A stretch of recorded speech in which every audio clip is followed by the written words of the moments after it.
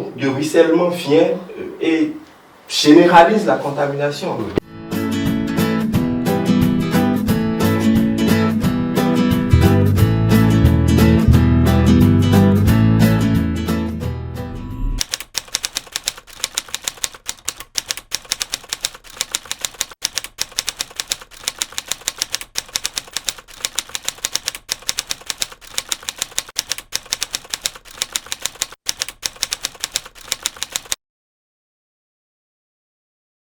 Ils profitent des plus souvent pour rejeter dans la nature les eaux usées ainsi que les bouts de vidange. Oui. Et là, il y a une contamination directe puisque les eaux de pluie vont lessiver le sol et ramener tout ça dans les drains, les systèmes de drainage de nos villes, dans les sources d'eau. Avec la pluie, l'eau de ruissellement vient et généralise la contamination. Et les enfants, écoutez, sont des êtres vulnérables, les êtres sans, disons, en griffe des ignorants, des êtres sans aucune expérience.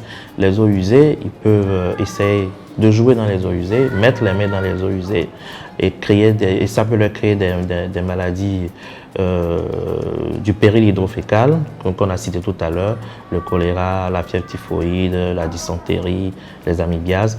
Et aussi, ça peut entraîner des maladies de peau, des maladies cutanées, les champignons, les mycoses.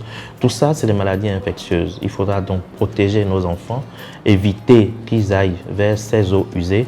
Et vraiment, c'est du rôle des parents de pouvoir surveiller les enfants, les empêcher d'aller vers ces eaux usées, d'empêcher de circuler dans ces eaux, d'aller jouer dans ces eaux, et de pouvoir les aider aussi à dormir sous moustiquaires, parce que ces eaux, même en allant pas vers ces points d'eau, on peut avoir le paludisme, comme on l'a dit tout à l'heure, et c'est potentiellement grave pour les enfants.